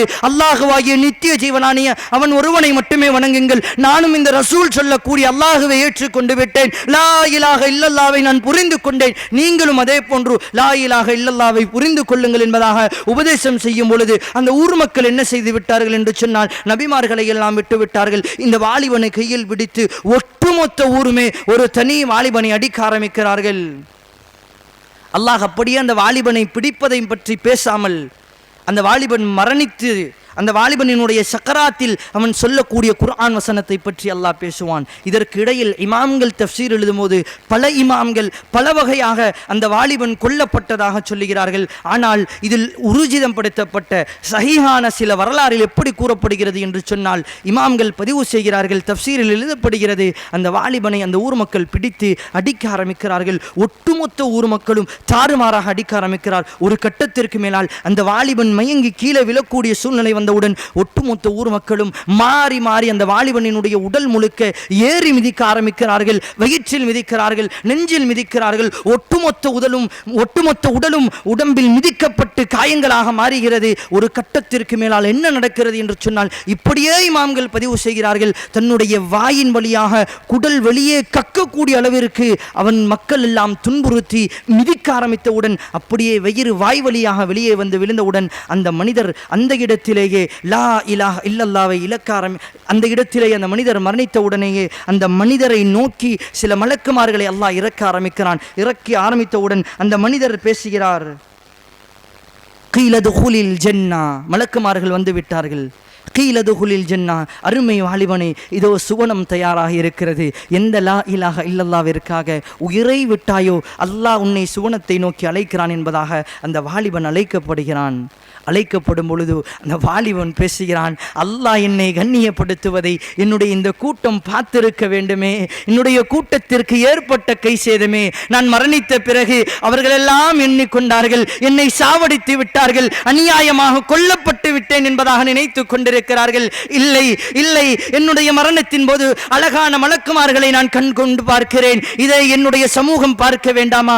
அல்லாஹ் எனக்கு சுவனத்தை தந்து என்னை அழகுபடுத்துவதை என்னுடைய மக்கள் பார்க்க வேண்டாமா என்பதாக அந்த மனிதர் சொன்ன நிலையிலேயே அவரினுடைய உயிர் பிரிகிறது, அவர் சொர்க்கவாசியாக மாறுகிறார் என்பதாக அல்லாஹு தஆலா ஒரு தனி மனிதரை பற்றி அவனது திருமறையில் குர்ஆனினுடைய ஒரு பக்கத்தில் அல்லாஹ் பேசுகிறான் என்று சொன்னால், அருமையான உறவுகளே, அல்லாஹ் சாதாரணமாக யாரை பற்றியும் குர்ஆனில் பேச மாட்டான். ஈமானிய உயர்வினால் அஸ்ஹாபு சுஃபா சஹாபாக்கள் 70 சஹாபாக்கள் அல்லாஹ்வினுடைய மார்க்கத்திற்காக வாழ்ந்து மரணிக்கக்கூடிய மோசமான நிலைகள் வந்த பொழுது லா இலாஹ இல்லல்லாஹ்வை ஏற்று குடும்பம் குழந்தைகளை இழந்த சஹாபாக்களை பற்றி அல்லாஹ்வினுடைய குர்ஆன் பேசும். அதே போன்றுதான் ஈமானிய சுவையை அறிந்தவர்களை பற்றி மட்டும்தான் அல்லாஹ்வினுடைய குர்ஆன் சொல்லி காட்டும். அருமையான உறவுகளே, நாங்கள் யோசிக்க கடமைப்பட்டிருக்கிறோம். என்னுடைய வாழ்நாளினுடைய பணிகளில், செயல்பாடுகளில், சம்பாத்தியத்தில் ஏதோ ஒரு இடத்தில் இந்த லா இலாஹ இல்லல்லாஹ்வை சொல்லி நான் கஷ்டப்பட்டிருக்கிறேன் என்பதாக என்னுடைய வாழ்க்கையில் ஏதாவது ஒரு நாளையாவது எங்களால் அடையாளப்படுத்த முடியுமா? அருமையான உறவுகளே, இல்லை. இன்னும் நாங்கள் மூசா அலைஹிஸ்ஸலாம் அவர்களினுடைய வரலாறை பார்த்திருக்கிறோம். ஃபிரௌன் அவர்களை துரத்தி கொண்டு ஓடுவான், ஒட்டுமொத்த கூட்டமும் ஓடும், முன்னால் கடல், பின்னால் கூட்டம், நடுவில் மாட்டிக்கொண்டோம் என்பதாக மூசா அலைஹிஸ்ஸலாம் அவர்களினுடைய கூட்டத்தார்கள் என்ன சொன்னார்கள்? கால அஸ்ஹா இன்னா லமுதரகூன். மூசாவினுடைய கூட்டம் சொன்னது, இன்னா லமுதரகூன், நாங்கள் மாட்டிக்கொண்டோம். மூசா, நீ எங்களை கூட்டி வந்து நீ இந்த ஃபிரௌனினுடைய கூட்டத்திற்கு முன்னால் எங்களை மாட்டி கொடுத்து விட்டாய். முன்னால் கடல், பின்னால் கொள்ளுவதற்கு கூட்டம் ஆயுதம் ஏந்தி வருகிறது. மூசாவே, இன்னால முதற்கூன், நாங்கள் மாட்டிக்கொண்டோம் என்பதாக சொல்லும் பொழுது மூசா அலைஹிஸ்ஸலாம் என்ன சொன்னார்கள்? கால கல்லா இன்ன மஇய ரப்பி சயஹ்தி. இல்லை, விடயம் அவ்வாறு கிடையாது. இன்ன மஇய ரப்பி, நிச்சயமாக படைத்த அல்லாஹ் எங்களோடு இருக்கிறான் என்பதாக சொன்னார்கள். அருமையான உறவுகளே, வாழ்க்கையினுடைய மோசமான இக்கட்டான நிலையில் என்ன செய்ய போகிறேன், என்ன முடிவெடுக்க போகிறேன் என்று தெரியாமல் இருக்கும் பொழுது உண்மையிலேயே ஈமானிய முதிர்ச்சியை நாங்கள் அடைந்திருந்தால், ஈமானிய சுவையை உணர்ந்திருந்தால், அந்த நேரத்தில் அல்லாஹ்வினுடைய உதவியை நாங்கள் எதிர்பார்ப்போம். அதனால் அருமையான உறவுகளே, இந்த ஈமானிய உயர்வு என்பது இந்த உலகத்தில் நாங்கள் காண வேண்டும் என்று சொன்னால் சஹாபாக்களினுடைய வாழ்க்கை வரலாறில் பார்க்கலாம். பல சஹாபாக்கள் யுத்தகலங்களில், பல சஹாபாக்கள் மாட்டி சித்திரவதைக்குள்ளாக்கப்பட்டு கொல்லப்பட்டார்கள். அந்த சஹாபாக்களினுடைய வாழ்க்கையெல்லாம் எங்களினுடைய குழந்தைகளுக்கு நாங்கள் பாடமாக எடுக்க வேண்டும். அதில் மிக முக்கியமான நபி ஸல்லல்லாஹு அலைஹி வஸல்லம் அவர்களால் நேசிக்கப்பட்ட, வாழும் காலத்திலேயே நல்ல மனிதர் என்பதாக போற்றப்படக்கூடிய அளவிற்கு குணத்தாலும் செயல்பாடுகளாலும் அஷித்தாஉ அலல் குஃபார், குஃபார்களிடம், காஃபிர்களிடம், இஸ்லாமிய எதிரிகளிடம் கடுமையாக நடந்து, சக மனிதர்களிடம் நல்ல முறையில் நடந்து நல்ல மனிதர் என்று பெயர் வாங்கிய அன்சாரி சஹாபிகளில் ஒருவர் ஹுபைப் ரலியல்லாஹு அன்ஹு அவர்கள். அவர்களினுடைய வாழ்க்கை, அவர்களினுடைய மரண நேரம், சுபஹானல்லாஹ், இந்த உலகத்தில் அந்த அளவிற்கு ஒரு மனிதர் தனிப்பட்ட முறையில் கொல்லப்பட்டது கிடையாது. அந்த அளவிற்கு ஒரு மனிதனுடைய மரணம் அங்கு இருந்த பல மனிதர்களினுடைய வாழ்க்கையை பின்னால் இஸ்லாத்திற்கு கொண்டு வந்தது. ஒட்டுமொத்த மக்களும் ரசித்து பார்த்த அந்த மரணத்தினுடைய நிகழ்வை பல வரலாற்று புத்தகங்களில் நாங்கள் பார்க்கிறோம். அந்த ஹுபைப் ரலியல்லாஹு அன்ஹு அவர்கள் எப்படி கொல்லப்பட்டார்கள், அவர்களினுடைய வாழ்க்கையினுடைய பயணம் என்ன? நபி ஸல்லல்லாஹு அலைஹி வஸல்லம் மதீனாவில் வாழ்ந்து கொண்டிருக்கும் பொழுது சில காஃபிர்கள் மோசமான நிலையில் முஸ்லீம்களை போன்று வேடம் தெரித்தவர்களாக மதீனாவிற்குள்ளால் வருகிறார்கள். வந்து அவர்கள் மக்களுக்கு மக்களாக பழகுகிறார்கள், நபிகளாரோடு சேர்ந்து இபாதத்தில் ஈடுபடுகிறார்கள். அல்லாஹ்வினுடைய தூதர் இவர்களும் முஸ்லீம்கள் என்பதாக நம்பிவிட்டார்கள். அந்த கூட்டம் என்ன செய்தது? வந்து இஸ்லாத்தை பின்பற்றுவதை போன்று பின்பற்றினார்கள். பின்னால் அல்லாஹ்வினுடைய தூதரிடத்தில் சொன்னார்கள், அல்லாஹ்வினுடைய தூதரே, நாங்கள் லா இலாஹ இல்லல்லாஹ்வை ஏற்றுக்கொண்டு விட்டோம், எங்களோடு நீங்கள் ஒரு சில சஹாபாக்களை அனுப்பி வையுங்கள், மக்காவிற்கு சென்று நாங்கள் இஸ்லாத்தை இன்னும் அதிகமாக பரப்புகிறோம், லா இலாஹ இல்லல்லாஹ்வை இன்னும் அதிகமாக சொல்லுகிறோம் என்பதாக அல்லாஹ்வினுடைய தூதரிடத்தில் சொல்லும் பொழுது அல்லாஹ்வினுடைய தூதருக்கு தெரியாது, வந்திருப்பவர்கள் எல்லாம் மோசர்கள், வந்திருப்பவர்கள் எல்லாம் பின்னால் குத்தக்கூடிய துரோகிகள் என்பதாக தெரியாது. அல்லாஹ்வினுடைய தூதர் நம்பி 7 குழுவை கொண்ட 7 சஹாபாக்களை அந்த மனிதர்களோடு அனுப்பி வைக்கிறார்கள். ஆசிம் இப்னு சாபித் என்று சொல்லக்கூடிய மிக உன்னதமான ஒரு சஹாபியை அந்த கூட்டத்திற்கு அமீராக நியமித்து அவர்களுக்கு 6 நபர் என்பதாக மொத்தம் 7 சஹாபாக்கள் அனுப்பப்படுகிறார்கள். பல இடங்களில் 10 என்பதாக பேசப்படுகிறது. ஆனால் 7 சஹாபாக்கள் என்பதாகத்தான் அதிகமான வரலாறுகளில் சொல்லப்படுகிறது. அந்த 7 சஹாபாக்கள் அழைத்து செல்லப்படுகிறார்கள். இவர்கள் அழைத்து செல்லுவதன் காரணம், இந்த சஹாபாக்களை மக்காவிற்கு முன்னால் அழைத்து சென்று எல்லா மக்களுக்கு முன்னாலும் கொல்ல வேண்டும் என்பதுதான். இவர்கள் இந்த சஹாபாக்களை அழைத்து செல்லும் வழியிலேயே தூது அனுப்பிவிடுகிறார்கள் மக்காவிற்கு. ஹுபைபையும் அவர்களோடு சார்ந்த ஒரு மிகப்பெரிய சஹாபாக்கள் கூட்டத்தையும், எந்த கூட்டமெல்லாம் மக்காவினுடைய வீதியில், பத்ரினுடைய வீதியில் இந்த குறைஷிகளை வேறறுத்தார்களோ, குறைஷி தலைவர்களை எல்லாம் கொன்றார்களோ, அதற்கு பழி வாங்குவதற்காக, உஹதினுடைய யுத்தத்தில் கொல்லப்பட்ட குறைஷிகளுக்கு பழி வாங்குவதற்காக நாங்கள் ஒரு கூட்டத்தை அழைத்து வருகிறோம். இந்த லா இலாஹ இல்லல்லாஹ்வை சுமந்த சஹாபாக்களினுடைய கூட்டம் வருகிறது. மக்கத்து வாசிகளே, நீங்கள் எல்லாம் பழி வாங்குவதற்கு தயாராக இருங்கள் என்பதாக மக்காவிற்கு செய்தி அனுப்பப்படுகிறது. சஹாபாக்கள் சென்று கொண்டிருக்கக்கூடிய நேரம் அழைத்து சென்ற அந்த கூட்டத்தினர்களினுடைய செயல்பாடுகளும் பேச்சும் வேறு விதமாக தெரிந்ததின் காரணத்தினால் சஹாபாக்கள் உணர்ந்து கொள்ளுகிறார்கள், இவர்கள் எங்களிடத்தில் இந்த பாடத்தை கற்பதற்கு அழைத்து செல்லவில்லை, எங்களை அழைத்து சென்று கொள்வதற்காக எங்களை அழைத்து செல்கிறார்கள் என்ற எண்ணம் வந்தவுடனேயே ஆசிப் இப்னு சாபித் ரலியல்லாஹு அன்ஹு அவர்கள் அந்த 7 சஹாபாக்களையும் கூட்டிக் கொண்டு மலையினுடைய உச்சியில் ஏறுகிறார்கள். ஏறி நின்று கொண்டிருக்கும் பொழுது அப்படியே சஹாபாக்கள் எல்லாம் யுத்தம் செய்வதற்கு தயாராகும் பொழுது கீழே இருக்கக்கூடிய அந்த குஃபார்கள், அந்த காஃபிர்கள் மீண்டும் நயவஞ்சகத்தை வெளிப்படுத்துகிறார்கள். இல்லை, உங்களை நாங்கள் கொல்ல மாட்டோம், உங்களை கொலை செய்ய மாட்டோம், வெறுமனே சிறை பிடித்து உங்களை சிறைவாசியாக வைத்திருந்து விட்டு மீண்டும் மக்காவிற்கு அனுப்பிவிடுவோம் என்பதாக மீண்டும் அவர்களினுடைய நயவஞ்சகத்தை அந்த குஃபார்கள் அந்த இடத்தில் பேச ஆரம்பித்த உடனேயே சஹாபாக்களில் ஒரு சில நபர்கள் சொல்லுகிறார்கள், ஆசிப் இப்னு சாபித்தே ரலியல்லாஹு அன்ஹு அவர்களே, இவ்வளவு தூரம் எங்களை அழைத்து வந்தார்கள், நயவஞ்சகத்தினுடைய வெளிப்பாடை நாங்கள் பார்த்து விட்டோம். ஒன்று இவர்களோடு யுத்தம் செய்து லா இலாஹ இல்லல்லாஹ்விற்காக ஷஹீதாகுவோம், இல்லை என்று சொன்னால் இந்த லா இலாஹ இல்லல்லாஹ்விலேயே ஷஹீதாகுவோம், இவர்களை நம்ப வேண்டாம் என்பதாக ஒரு 4 சஹாபாக்கள் உறுதியாக இருந்தார்கள். ஹுபைப் ரலியல்லாஹு அன்ஹு அவர்களோடு சேர்ந்த இன்னும் 3 சஹாபாக்கள் சொல்லுகிறார்கள், இல்லை, நபி ஸல்லல்லாஹு அலைஹி வஸல்லம் அவர்களுக்கு நாங்கள் வாக்கு கொடுத்திருக்கிறோம், அந்த வாக்கை நிறைவேற்றுவோம், இந்த கூட்டத்தோடு நாங்கள் பயணிக்கலாம் என்று சொல்லிக் கொண்டிருக்கும் பொழுதே ஆசிப் இப்னு சாபித் ரலியல்லாஹு அன்ஹு அவர்கள் அம்பு வீசுவதில் மிகவும் நேர்த்தி பெற்றவர். அவர் உடனே தன்னுடைய அம்புகளை எடுத்து அந்த இடத்தில் யுத்தம் செய்ய ஆரம்பிக்கிறார்கள். அந்த இடத்திலேயே 4 சஹாபாக்கள் ஷஹீதாகிறார்கள். ஹுபைப் ரலியல்லாஹு அன்ஹு அவர்களும் இன்னும் 2 சஹாபாக்களும் அந்த இடத்தில் கைதியாக பிடிக்கப்படுகிறார்கள். பிடித்து மிக வலுவாக கட்டப்படுகிறார்கள். இதனை உணர்ந்து கொண்ட ஒரு சஹாபி இதிலிருந்து தப்பிக்க வேண்டும் என்பதாக நினைத்து அவரும் அந்த இடத்திலே யுத்தம் செய்து 7இல் 5 நபர்கள் மரணித்து விடுகிறார்கள். 2 நபர்கள் கைதிகளாக மக்காவை நோக்கி இழுத்துச் செல்லப்படுகிறார்கள். ஒட்டுமொத்த மக்காவும் சந்தோஷத்தினால் திகைத்ததாக நின்றது. காரணம் என்னவென்று சொன்னால், இந்த அழைத்து செல்லக்கூடிய 2 சஹாபாக்களில் ஹுபைப் ரலியல்லாஹு அன்ஹு அவர்கள் எந்த அளவிற்கு வீரமானவர் என்று சொன்னால், பத்ரினுடைய களத்தில் ஒட்டுமொத்த ஒரு குஃபார்களினுடைய குடும்பத்தினுடைய ஆண்கள் முழுவதையுமே ஒரு தனிநபராக நின்று வேறறுத்திருப்பார். உஹதினுடைய யுத்த களத்தில் பல முக்கியமான எதிரிகளை வெட்டி கொண்டிருப்பார். அதனால் இந்த சஹாபியை பிடிப்பதற்கு ஒட்டுமொத்த மக்காவில் வாழக்கூடிய ஒரு சில கோத்திரத்தினர்கள் காத்து கொண்டிருப்பார்கள். அந்த ஹுபைப் வரட்டும், ஹுபைபை எங்களினுடைய கரத்தினால் கொள்ள வேண்டும் என்பதாக பல கூட்டங்கள் தயாராக, பல குடும்பங்கள் தயாராக, ஒட்டுமொத்த மக்காவும் இந்த கூட்டத்தை கொல்லுவதற்காக தயாராக நின்று கொண்டிருக்கும் பொழுது இந்த 2 சஹாபாக்களும் அழைத்து செல்லப்படுகிறார்கள். அழைத்து சென்று சந்தையில் நிப்பாட்டப்பட்டு விற்பனைக்கு விடப்படுகிறது. ஹுபைப் ரலியல்லாஹு அன்ஹு அவர்களை போட்டி போட்டு விலை பேசுகிறார்கள். அவர்களை பிடிக்க வேண்டும், கொல்ல வேண்டும் என்பதாக போட்டி போட்டு விலை பேசியவுடன் ஒரே ஒரு குடும்பம் மட்டும், இந்த குடும்பத்தினுடைய ஆண்கள் முழுவர் நபருமே இந்த ஹுபைப் ரலியல்லாஹு அன்ஹு அவர்களினுடைய கரத்தினால் கொல்லப்பட்டார்களோ அந்த குடும்பத்தினர்கள் ஹுபைப் ரலியல்லாஹு அன்ஹு அவர்களை விலைக்கு வாங்கிறார்கள். இன்னொரு மனிதர் உடனிருந்த இன்னொரு சஹாபியை வாங்கி அவர் சில நாட்களிலேயே அந்த சஹாபியை கொன்று விடுகிறார். ஹுபைப் ரலியல்லாஹு அன்ஹு அவர்கள் மட்டும்தான் மீதம் இருக்கிறார்கள். அந்த ஹுபைப் ரலியல்லாஹு அன்ஹு அவர்களினுடைய வரலாறில் அவர்கள் சிறைபிடிக்கப்பட்ட பிறகு பல வகையான அருமையான வாழ்க்கையில் நினைத்து பார்க்க முடியாத ஒரு சில காட்சிகள் நடந்தது. அந்த ஹுபைப் ரலியல்லாஹு அன்ஹு அவர்கள் சிறைபிடிக்கப்பட்டு அந்த குடும்பத்தினர்கள் அன்றைய நாள் அந்த மக்காவினுடைய புனிதமான மாதமாக இருந்ததினால் அந்த மாதம் முடிந்த பிறகு இவரை சிறை கைதியாக வைத்து சித்திரவதை செய்து பின்னால் கொன்று விடலாம் என்பதாக அவர்கள் எல்லாம் திட்டம் போட்டு வீட்டிலேயே சிறைபிடிக்கிறார்கள். யார்? ஹுபைப் ரலியல்லாஹு அன்ஹு அவர்கள் சிறைபிடிக்கப்படுகிறார்கள். சிறைபிடிக்கப்பட்டவுடன் சில நாட்கள் அந்த சிறையிலேயே கழிகிறது.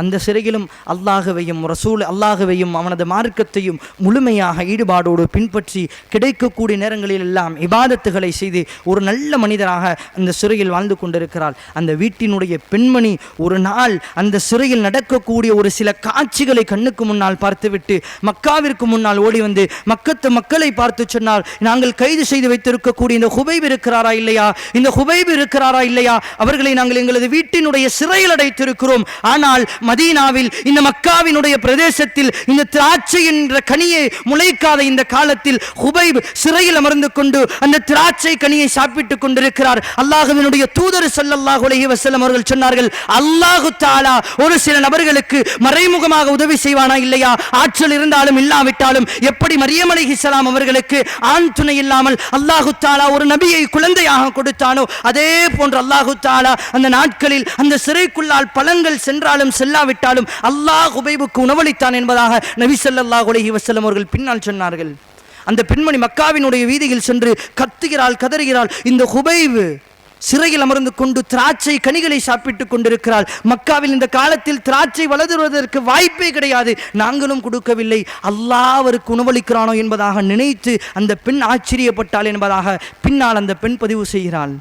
அருமையான உறவுகளை கொஞ்சம் யோசித்து பாருங்கள். சிறையில் இருக்கும் பொழுது, அடைக்கப்பட்ட சிறையில் யாரினுடைய உறுதுணையும் இல்லாமல் அவர் சாப்பிடுவதற்கு அல்லாஹ் பழத்தை ஏற்படுத்தி அந்த சிறையில் அல்லாஹ் கொண்டு வந்தான் என்று சொன்னால் அல்லாஹுவினுடைய மகிமையை, ஈமானினுடைய உறுதியினுடைய உச்சகட்டத்தை எந்த அளவிற்கு அந்த சஹாபாக்கள் உணர்ந்திருப்பார்கள் என்பதை நாங்கள் யோசிக்க கடமைப்பட்டிருக்கிறோம்.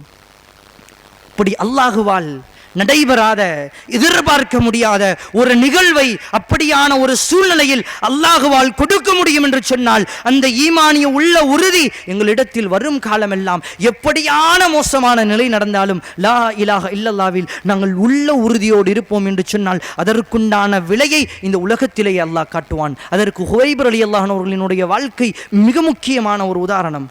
இப்படியே காலங்கள் உருண்டோடுகிறது.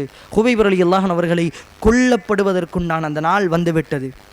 அந்த பெண் சொல்லுகிறாள், அந்த வீட்டில் இருப்பவர்கள் சொல்லுகிறார்கள், ஹுபைபே, நாளைக்கு தினம் மக்காவினுடைய வீதியில் வைத்து தூக்கு மேடையில் ஏற்றி ஒட்டுமொத்த மக்காவிற்கு முன்னாலும் எப்படி திருவிழாக்களுக்கு மக்கள் கூடுவார்களோ அதே போன்று ஒரு கூட்டத்திற்கு முன்னால் நீ கொல்லப்பட போகிறாய் என்பதாக அவர்களிடத்தில் சொன்ன உடனேயே ஹுவைப் ரலியல்லாஹு அன்ஹு அவர்கள் அடிப்படையில் நல்ல மனிதராக இருந்ததினால் அவர் யோசிக்கிறார், நாங்கள் ஷஹீதாக போகிறேன், அல்லாஹுவை சந்திக்கப் போகிறேன் என்பதாக யோசித்துவிட்டு அந்த பெண்ணிடத்தில் கேட்கிறாள், பெண்ணே, அல்லாஹுவினுடைய தூதராகிய ரசூலுல்லாஹி ஸல்லல்லாஹு அலைஹி வஸல்லம் அவர்கள் எங்கள் மீது ஒரு சில சுன்னாக்களை கடமையாக்கி இருக்கிறார்கள். ஒரு சில உடம்பில் வளரக்கூடிய அசுத்தமான முடிகளை நாங்கள் நீக்கி எங்களை நாங்கள் சுத்தம் செய்து கொள்ள வேண்டும். ஆகையால் படைத்த அல்லாஹுவை நான் நாளைய தினம் சந்திக்கப் போகிறேன். அல்லாஹுவிற்காக என்னுடைய உயிரை நீங்கள் பறித்து என்னை ஷஹீதாக ஆக்கப் போகிறீர்கள். எனது ரப் அல்லாஹுவினுடைய முகத்தை நான் பார்க்கும்போது இந்த லா இலாஹ இல்லல்லாஹ்விற்காக நான் கொல்லப்படும் பொழுது என்னுடைய உடம்பு முழுக்க சுன்னாவை பின்பற்றியதாக மிக சுத்தமான உடலாக அல்லாஹும் ரசூலும் பொருந்திக் கொள்ளப்பட்ட நல்ல உடலாக இருக்க வேண்டும். ஆதலால் சவரம் செய்யக்கூடிய கத்தி அந்த பெண் கேட்கிறாள். அந்த சஹாபி கேட்கிறாள் அந்த பெண்ணிடத்தில். அந்த பெண் அந்த சவரம் செய்யக்கூடிய கத்தியை கரத்தில் கொடுக்கிறார்கள். ஒரு ஹதீஸில் இப்படி வருகிறது, இன்னொரு ஹதீஸில், இன்னொரு வரலாற்றில் சொல்லப்படுகிறது, அவரினுடைய ஒரு குழந்தையின் கரத்தில் கொடுத்து அந்த கத்தியை கொடுக்க சொன்னால் அந்த பெண்மணி என்பதாக. ஆனால் இதெல்லாம் ஆச்சரியம், அந்த சஹாபியினுடைய கரத்தில் கத்தி வந்துவிட்டது. தன்னுடைய உடலை சுத்தம் செய்வதற்காக தயாராக இருக்கும் பொழுது அந்த வீட்டில் இருக்கக்கூடிய ஒரு குழந்தை அப்படியே தவழ்ந்து ஹுபைப் ரலியல்லாஹு அன்ஹு அவர்களுக்கு அருகாமையில் வந்துவிடுகிறது. அவர்களினுடைய கரத்தில் கத்தி இருக்கிறது, தனக்கு அருகாமையில் அந்த குழந்தை இருக்கிறது. இந்த நிகழ்வை அந்த வீட்டில் இருக்கக்கூடிய அந்த குழந்தையினுடைய தாயார் பார்த்து விடுகிறார்கள். பார்த்த உடனே என்ன யோசிப்பார்கள்? இந்த இடத்தில் ஹுவைப் ரலியல்லாஹு அன்ஹு அவர்கள் குத்துயிரும் குலை உயிருமாய் கொல்லப்பட போகிறார். அதனை திருவிழாவாக ஒட்டுமொத்த மக்காவும் சந்தோஷமாக எதிர்கொள்ளப் போகிறது. இப்படியான நிலையில் இருக்கும் பொழுது இந்த கூட்டத்திலிருந்து நாங்கள் யாராக இருந்தாலும் என்ன செய்திருப்போம்? அந்த குழந்தையை ஒரு கையில் எடுத்து கத்தியை வைத்து அந்த குடும்பத்தை மிரட்டி நாங்கள் அந்த இடத்திலிருந்து உயிர் பிச்சை கேட்டு தப்பித்திருப்போம்.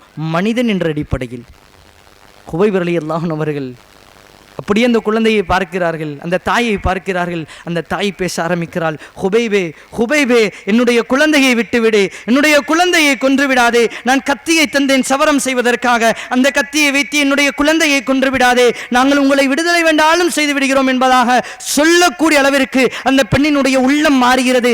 மாறிய உடனேயே அந்த பெண் குழந்தையை தூக்கியவுடன் ஹுபைப் ரலியல்லாஹு அன்ஹு அவர்கள் சொன்னார்கள், ஹுபைப் ரலியல்லாஹு அன்ஹு அவர்கள் சொன்னார்கள், யுத்த காலத்திலும் கூட லா இலாஹ இல்லல்லாஹ்விற்கு ஆதரவாக நின்று நாங்கள் யுத்தம் செய்து கொண்டிருக்கும் பொழுது எங்களினுடைய எதிரிகளை கோபத்தினுடைய உச்சகட்டத்தில் நின்று எங்களினுடைய வாள்களால் வெட்டி கொண்டிருக்கும் பொழுது நாங்கள் அஷித்தாஉ அலல் குஃபார், குஃபார்களிடத்தில் கடுமையாக நடந்து கொள்வோம். எந்த காலம் வரைக்கும் தெரியுமா? சிறு குழந்தைகள் கண்ணுக்கு முன்னால் வந்தால் அவர்களை வெட்டுவதற்கு தடை, தாய்மார்கள் கர்ப்பிணி பெண்கள் எங்களுக்கு முன்னால் வந்தால் வெட்டுவதற்கு தடை, மரம் செடிகடிகளை கூட யுத்தகலத்தில் வெட்டுவதற்கு நாங்கள் தடை செய்யப்பட்டிருக்கிறோம். இந்த குழந்தையை கொன்று இந்த குழந்தையை கையில் வைத்து எனது உயிரை பிழைத்துக் கொள்ள வேண்டும் என்று எனக்கு எவ்வித ஆசையும் கிடையாது என்பதாக அந்த இடத்தில் அந்த குழந்தையினுடைய உயிரை மதிப்பாக பார்த்து நான் உயிரை இழந்தாலும் பரவாயில்லை, இந்த குழந்தை துன்புறுத்தப்படக்கூடாது என்பதாக அவரது உயர்வான எண்ணங்கள் வரலாற்று புத்தகங்கள் பதிவு செய்யப்படுகிறது.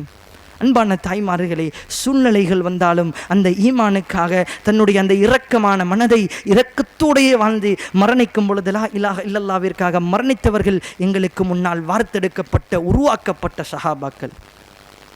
சஹாபியினுடைய வாழ்க்கை முடியக்கூடிய மோசமான நிலைக்கு வருகிறது. அவர் சுத்தம் செய்கிறார் தன்னுடைய உடலை. அடுத்த நாள் அவர்கள் கையும் காலும் கட்டப்பட்ட நிலையில் ஒட்டுமொத்த மக்காவினுடைய வீதிக்கு முன்னால் தூக்கு மேடைகளுக்கு முன்னால் ஹுபைப் ரலியல்லாஹு அன்ஹு அவர்கள் இழுத்து வரப்படுகிறார்கள். இழுத்து வரப்பட்டு ஒட்டுமொத்த மக்காவும் சந்தோஷத்தினால் திகைத்திருக்கிறது. ஹுபைப் ரலியல்லாஹு அன்ஹு அவர்களினுடைய கழுத்தில் அந்த தூக்கு கயிறுகள் மாட்டப்பட்ட நிலையில் அவர்களுக்கு முன்னால் அம்புகளை எய்ந்து கொண்டு ஈட்டிகளை எறிவதற்கு சில வீரர்களும் வாள்களை ஏந்திய சில வீரர்களும் அவர்களினுடைய உடலை சல்லடையாக்குவதற்கு தயாராக இருக்கிறார்கள். இந்த நிலையில் ஹுபைப் ரலியல்லாஹு அன்ஹு அவர்கள் அந்த மக்கத்து குறைஷிகளை பார்த்து கேட்கிறார்கள், எனக்கு ஒரு சில மணித்துளிகள் அவகாசம் தர முடியுமா என்பதாக கேட்டுவிட்டு அந்த தூக்கு மேடையில் இருந்த நிலையிலேயே உதுவை அழகான முறையில் செய்துவிட்டு 2 ரகாத்துகளை தொழுகிறார்கள். தொழும் பொழுது மிக வேகமாக தொழுது முடிக்கிறார்கள். தொழுது முடித்தவுடன் அந்த மக்கத்து குறைஷிகளுக்கு முன்னால் பேச ஆரம்பிக்கிறார்கள். இந்த ஹுபைபாகிய நான் அல்லாஹுவிற்கு தொழக்கூடிய இந்த தொழுகைகளை மிக நீளமாக தொழக்கூடியவன். லா இலாஹ இல்லல்லாஹ்வினால் உருவாக்கப்பட்ட இந்த தொழுகை இருக்கிறதா இல்லையா, இதை நான் நீளமாக நிறுத்தி நிதானமாக பொறுமையாக என்னுடைய ரப்போடு பேசக்கூடிய ஒரு அமல் இருக்கும் என்று சொன்னால் இந்த தொழுகை ஆகிய இந்த அமலை நான் மிக அமைதியாக நல்ல நிதானமாக தொழக்கூடியவன். ஆனால் குறைஷிகளே எங்களுக்கு முன்னால் நின்று கொண்டிருக்கிறீர்கள், நான் இந்த தூக்கு மேடையில் நின்று கொண்டு நான் நீளமாக தொழுதேன் என்று சொன்னால் அல்லாஹ்வினுடைய தூதரினால் வளர்க்கப்பட்ட இந்த சஹாபாக்கள் பயத்தில் உயிரின் பயத்தின் காரணமாக மிக நீளமாக ஹுபைப் தொழுது விட்டார் என்பதாக வரலாறு என்னை பேசிவிடக்கூடாது. அதன் காரணமாக மட்டும்தான் நான் முதல் முறையாக என்னுடைய வாழ்க்கையில் தொழுகையை மிக வேகமாக தொழுது முடித்தேன் என்பதாக அந்த சஹாபாக்களுக்கு முன்னால் சொன்னார்கள். அருமையான தாய்மார்களே, சகோதரர்களே, ஹையால ஸலா ஹையாலல் ஃபலா என்று அழைக்கப்பட்ட பிறகும் இந்த லா இலாஹ இல்லல்லாஹ் என் மீது வந்த பிறகும் தூக்கத்தின் காரணமாக எனது குடும்பத்தோடு இருக்கிறேன், சந்தோஷத்தோடு இருக்கிறேன், வேலை செய்து கொண்டிருக்கிறேன், எனது வீட்டிற்கு பணிவிடை செய்து கொண்டிருக்கிறேன் என்ற காரணத்தை சொல்லி லா இலாஹ இல்லல்லாஹ்வை ஏற்ற பிறகும் இந்த தொழுகையை தாமதப்படுத்தி நேரத்தை கடந்து தொழுகிறோமே. அல்லாஹ்வினுடைய தூதரிடத்தில் ஒரு சஹாபி ஓடி வந்து கேட்டார், ஐயுல் அமலி அஹப்ப இலல்லாஹ், அல்லாஹ்விற்கு மிகவும் நேசத்தை ஏற்படுத்தக்கூடிய ஒரு அமலை கற்றுத்தாருங்கள் யா ரசூலல்லாஹ். அந்த சஹாபி இடத்தில் அல்லாஹ்வினுடைய தூதர் சொன்னார்கள், அஸ்ஸலாத்து அலா வக்திஹா, தொழுகையை அதனுடைய நேரத்தில் தொழுவதுதான் அல்லாஹ்விற்கு பிடித்த மிக உன்னதமான ஒரு காரியம் என்று சொன்ன பிறகும் என்னுடைய சகோதரன் என்னுடைய சகோதரி டிவிக்கு முன்னால் அமர்கிறாள், நண்பர்களோடு ஒன்றாக பயணம் மேற்கொள்ளுகிறோம், அல்லாஹ்வினுடைய தொழுகையை தாமதப்படுத்தி தொழுகிறோம். தூக்கு மேடைகளுக்கு முன்னால் உயிரை இழக்கப் போகும் பொழுது அந்த இடத்தில் ஃபர்லினுடைய கடமை கிடையாது. ஆனால் எனது ரப்பை சந்திக்கும் பொழுது 2 ரக்காத்துகள் தொழ நிலையில் சந்திக்க வேண்டும் என்ற நோக்கத்தில் அந்த சஹாபி தன்னுடைய தொழுகையை இறுதி நேரத்தில் நிறைவேற்றினார் என்று சொன்னால், அருமையான உறவுகளை, அல்லாஹ்வினால் கடமையாக்கப்பட்ட தொழுகைகளை வேண்டுமென்றே விடுகிறோம், வேண்டுமென்றே தாமதப்படுத்துகிறோம். எங்களினுடைய மரண நிலையை அல்லாஹ்விடத்தில் நீங்களும் நானும் யோசிக்க வேண்டிய கட்டாய கடமையில் இருக்கிறோம். அருமையான தாய்மார்களே, சகோதர சகோதரிகளே, 2 ரக்காத்துகள் தொழுது முடிக்கிறார்கள். தூக்கு மேடையில் அவர்களினுடைய கயிறுகள் மாட்டப்பட்டு ஒரு சஹாபி பின்னால் அந்த கூட்டத்திலிருந்து இஸ்லாத்தை ஏற்றுக்கொள்ளுவார். அந்த சஹாபி ஒரு நாள் இந்த சஹாபியினுடைய மரண நேரத்தை பற்றி சொல்லி காட்டும் போது சொன்னார், ஹுபைப் அவர்களினுடைய உடல்கள் எல்லாம் இரத்தங்களாக சல்லடையாக்கப்பட்டது. ஒட்டுமொத்த உடலிலிருந்தும் இரத்தங்கள் வெளியாக ஆரம்பித்தது. ஹுபைப் அவர்கள் மயக்கத்தினுடைய நிலையில் நின்று கொண்டிருந்தார். இப்படியே சயீத் இப்னு ஆமிர் ரலியல்லாஹு அன்ஹு அவர்கள் பின்னால் இஸ்லாத்தை ஏற்றுக்கொண்டு இந்த வரலாறு செய்தியை சொல்லுவார்கள். ஏனென்றால் அந்த கூட்டத்தில் ஒரு நபராக அந்த சஹாபி நின்று கொண்டிருப்பார். இஸ்லாத்தை ஏற்றுக்கொள்வதற்கு முன்னால் இப்படியே சொல்லுவார். ஏனென்று சொன்னால் அவர்கள் மீது ஒரு சில கம்ப்ளைண்ட்டுகள் அவர்களுக்கு கீழே வாழ்ந்த மக்களால் கொடுக்கப்படும். அதற்கு காரணமாக இவர் சொல்லி காட்டுவார். ஏன் தெரியுமா இந்த சயீத் இப்னு ஆமிர் ஆகிய நான் ஒவ்வொரு நாளும் மயக்கம் போட்டு விழுகிறேன். அந்த ஹுபைபினுடைய மரணத்தை என்னுடைய கண்ணுக்கு முன்னால் ஒவ்வொரு நாளும் வந்து கொண்டே இருக்கிறது. அந்த ஹுபைப் ரலியல்லாஹு அன்ஹு அவர்கள் என்னுடைய கண்ணுக்கு முன்னால், ஒட்டுமொத்த மக்கத்து வாசிகளினுடைய கண்ணுக்கு முன்னால் அவர்களினுடைய உடல்கள் வெட்டப்பட்ட நிலையில் இரத்தம் ஓடிக்கொண்டு மயக்கத்தினுடைய உச்சகட்ட நிலையில் இருந்தால் இன்னும் மரணிக்கவில்லை. அவர்களுக்கு பக்கத்தில் அபூ சுஃபியான் என்று சொல்லக்கூடிய ஒரு மனிதர், பின்னால் இஸ்லாத்தை ஏற்றுக்கொண்ட இஸ்லாத்தினுடைய ஆரம்ப கால விரோதி, அவர்களுக்கு முன்னால் வந்து ஒரு சில கேள்விகளை கேட்கிறார்கள். அந்த இடத்தில் சொன்னார்கள், ஹுபைபே, நான் ஒரு வார்த்தையை சொல்லுகிறேன், அதனை ஏற்றுக்கொள்ளுவாயா என்பதாக இரத்தம் மடிந்து மயக்கத்தினுடைய நிலையில் இருக்கும்போது அந்த சஹாபி இடத்தில் கேட்கப்படுகிறது. என்ன கேட்டார்கள்? உன்னை நான் விட்டுவிடுகிறேன், லா இலாஹ இல்லல்லாஹ்வை விட்டுவிடு, முஹம்மது ரசூலுல்லாஹ்வை விட்டுவிடு என்றெல்லாம் சொல்லவில்லை. அவர்கள் கேட்ட ஒரு வார்த்தை சொன்னார்கள், ஹுபைபே, இந்த மக்காவிற்கு முன்னால், குறைஷிகளுக்கு முன்னால் இந்த தூக்கு மேடையில் நீ நின்று கொண்டிருக்கிறாய். இதே நிலையில் உனது தூதர் ஸல்லல்லாஹு அலைஹி வஸல்லம் அவர்கள் இந்த தூக்கு மேடையில் நிப்பாட்டப்படுவதை உனது உள்ளம் ஆசைப்படுமா என்பதாக இரத்த வெள்ளத்தில் இருக்கக்கூடிய அந்த சஹாபியை பார்த்து கேட்டவுடன் சஹாபி எழுந்து சொன்னார். அந்த சஹாபி அந்த கூட்டத்திற்கு முன்னால் பேச ஆரம்பித்தார். அடே அபூ சுஃபியானே, லா இலாஹ இல்லல்லாஹ்வை சுமந்த காலத்திலிருந்து, அல்லாஹ்வினுடைய தூதரை என்னுடைய தூதராக நான் ஏற்ற காலத்திலிருந்து நான் எப்படி வாழுகிறேன் தெரியுமா? என்னுடைய மனைவியோடு நான் ஒன்றாக இருக்கக்கூடிய நேரத்தில் அல்லாஹ்வினுடைய தூதரினுடைய காலில் முள் குத்தி விட்டது என்று சொன்னால் கூட அந்த சந்தோஷத்தை விட்டுவிட்டு அல்லாஹ்வினுடைய தூதரை பார்ப்பதற்கு நான் வருவேன். அப்படி அல்லாஹ்வினுடைய தூதரினுடைய காலில் முள் குத்தி விட்டது என்று சொன்னால் கூட அதை கூட எங்களினுடைய மனம் ஏற்றுக்கொள்ளாது. எப்படி இந்த தூக்கு மேடையில் இரத்த வெள்ளத்தில் என்னுடைய தூதரை யோசிப்பதற்கு நான் ஆசைப்படுவேன் என்பதாக அல்லாஹ்வினுடைய தூதரை ஒரு கால் அந்த இடத்தில் நிப்பாட்டி யோசிப்பதற்கு கூட சஹாபாக்களினுடைய உள்ளம் நாடவில்லை என்று சொன்னால் அவர்களினுடைய ஈமானிய உயர்வை சுப்ஹானல்லாஹ் நாங்கள் எல்லாம் கட்டாயமாக உணர கடமைப்பட்டிருக்கிறோம். இப்பொழுது பேசுகிறது உலகம் வீரம் விவேகம் என்பதாக பேசுகிறதே. அல்லாஹ்விற்கு முன்னால் இந்த லா இலாஹ இல்லல்லாஹ்விற்காக வாழ்ந்த எங்களது சஹாபாக்களினுடைய வரலாறை படியுங்கள். வீரமிக்க வாலிபர்களை உருவாக்குவீர்கள். என்னுடைய சகோதரி வடநாடுகளில் கொல்லப்படுகிறார் இந்த லா இலாஹ இல்லல்லாஹ்வை ஏற்றதற்காக. 2018ஆம் ஆண்டு ரமலானினுடைய நாட்களில் நோன்பு பிடித்த நிலையில் என்னுடைய சகோதரி கற்பழிக்கப்பட்டாள். வடநாடுகளினுடைய மாவட்டங்களில், மாநிலங்களில் இப்படியான நிலைகளை செய்யக்கூடிய குஃபார்களே, குபைவை போன்று வீரமிக்க லா இலாஹ இல்லல்லாஹ்வை சுமந்த வாலிபர்கள் எங்களுடைய சமூகத்தில் இன்றும் இன்ஷா அல்லாஹ் அல்லாஹ்வால் உருவாக்கப்படுவார்கள். அருமையான சகோதரர்களே, நாங்கள் எல்லாம் என்ன வாழ்க்கையை வாழ்ந்து கொண்டிருக்கிறோம்? அல்லாஹுவினுடைய தூதரின் சுன்னாவை என்னுடைய வாழ்க்கையாக என்னால் பின்பற்ற முடியாது, ஆனால் எனக்கு நிம்மதியான வாழ்க்கை வேண்டும். இந்த சஹாபா சொன்ன வார்த்தையை யோசித்து பாருங்கள். எனது தூதர் இங்கே நிற்பதே இல்லை, நான் என்னுடைய மனைவியோடு இருக்கும் பொழுது முள் குத்திவிட்டது என்று சொல்லுவதை கூட என்னுடைய மனம் நாடாது. எனது தூதரை நான் எப்படி இந்த இடத்தில் வைத்து பார்ப்பேன் என்பதாக அல்லாஹுவினுடைய தூதரை அந்த அளவிற்கு நேசித்தார்கள்.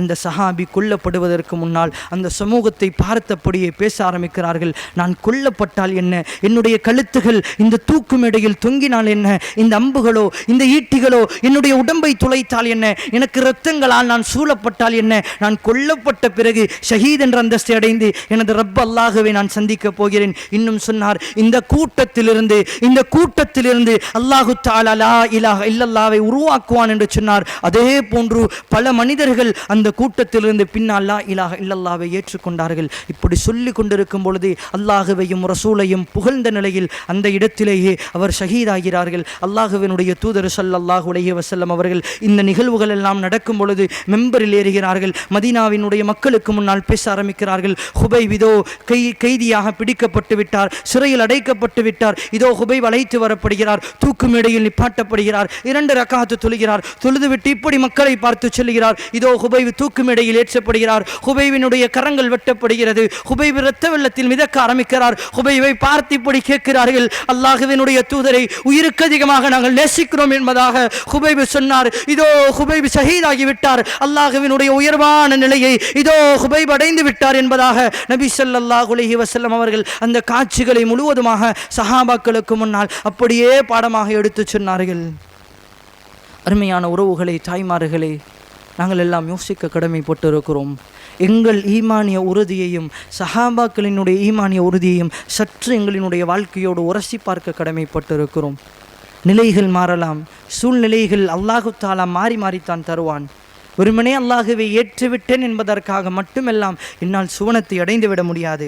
லா இலாஹ இல்லல்லாவிற்கு நுழைந்து விட முடியாது.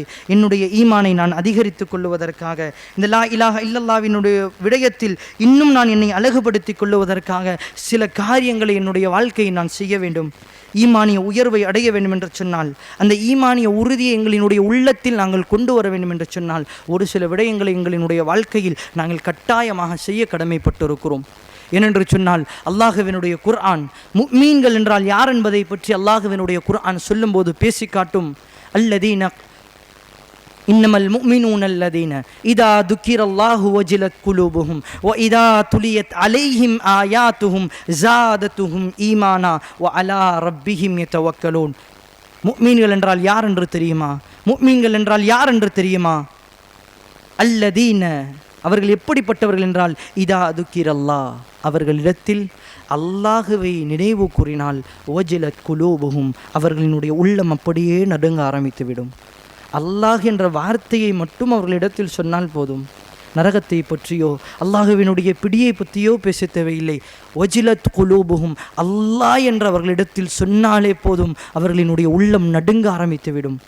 இதா துலியத் அலைஹிம், குர்ஆனிலிருந்து ஏதோ 1-2 வசனங்கள் அவர்களுக்கு முன்னால் ஓதி காட்டப்படும் என்று சொன்னால், ஸாதத்துஹும் ஈமானா, அவர்களிடத்தில் ஈமானிய உயர்வை காண்பார்கள்.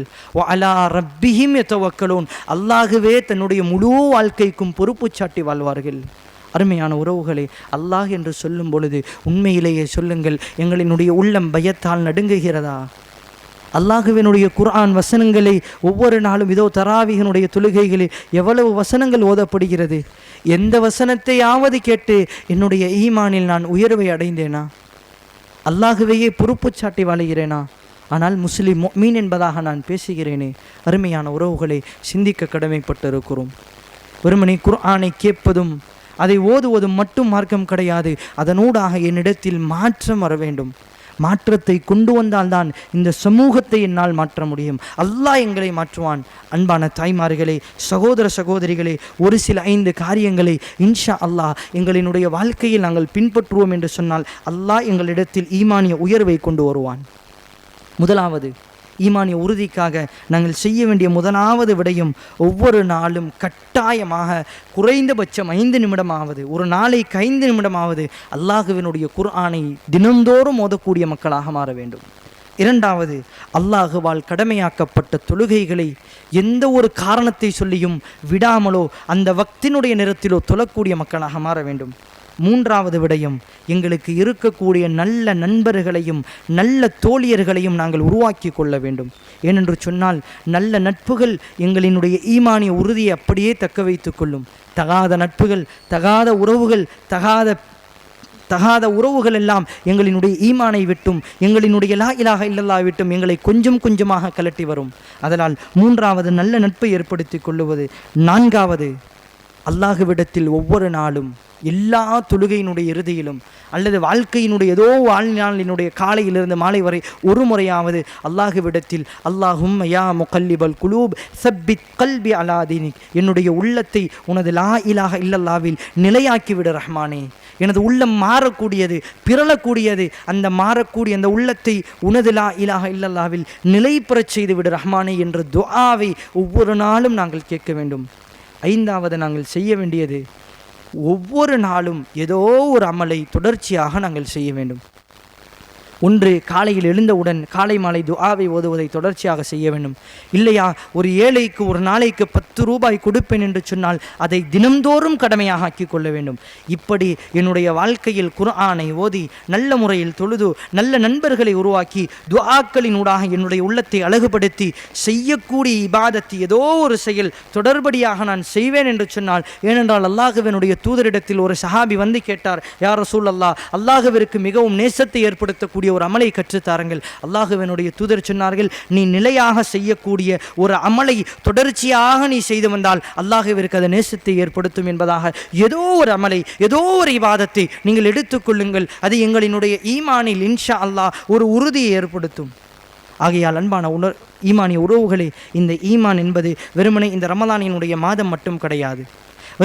ஒரு தனி கூடாரத்தை அமைத்து நாங்கள் ஆலோசனை செய்து உருவாக்க வேண்டியது கிடையாது. இந்த ஈமான் என்பது எங்களினுடைய வாகனத்தை போன்று ஒவ்வொரு நாளும் நாங்கள் அதனை சரி செய்ய வேண்டும். அதற்குண்டான வேலைகளை பார்க்க வேண்டும். இல்லை என்றால் வாகனம் பழுதாகி வீதியில் நின்று விடுவதை போன்று எங்களினுடைய ஈமானும் எங்கேயோ நின்று நாங்கள் நரகவாசிகளாக மாறிவிடுவோம். அதனால் இந்த ஈமான் என்பது உள்ளத்தோடு தொடர்பு பட்ட விடயம். என்னுடைய உள்ளத்தை சுத்தப்படுத்தக்கூடிய காரியம் என்னுடைய இபாதத்துகள் தொடர்படியாக இருக்க வேண்டும். ஒரு நாளைக்கு ஏதோ ஒரு நேரத்தில் 2 ரக்காத்து தொழுகிறேனா, வாழ்நாள் முழுக்க நான் அதை விடமாட்டேன்.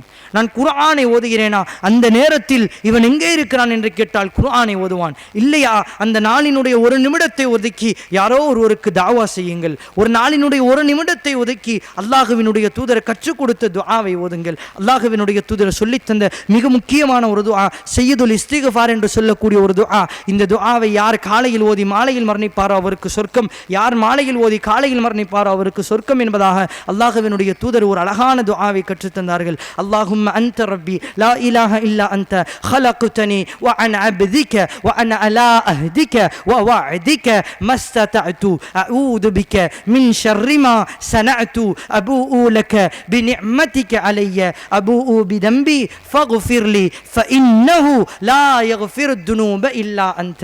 அல்லாஹ்விடத்தில் நான் முழு செய்த பாவங்களை சொல்லி பாவ மன்னிப்பு கேட்கக்கூடிய ஒரு அழகான ஒரு துஆ. இந்த துஆவினுடைய அர்த்தம் மிக அழகானதாக இருக்கும். ஏனென்று சொன்னால், என்னுடைய ஈமான் என்பது உண்மையிலேயே நாளுக்கு நாள் பழுதடைந்து கொண்டிருக்கிறது. அதை நான் தட்டி கழுவி சுத்தம் செய்யாவிட்டால் எப்படி நான் லட்சங்களில் கோடிகளில் செலவழித்து ஒரு வீட்டை கட்டி அந்த வீடு பூட்டியே இருக்குமோ, யாரினுடைய நடைகளும் செயல்பாடுகளும் அந்த வீட்டில் இல்லையோ, அந்த வீடு ஒரு மாதத்தில் பழுதடைந்து தூசி அடைந்து யாரும் வாழுவதற்கு தகுதி இல்லாத வீடை போன்று மாறிவிடுமோ ஒரு வீடு. அதே போன்றுதான் எங்களினுடைய உள்ளமும் பூட்டப்பட்ட நிலையில் இருக்கிறது.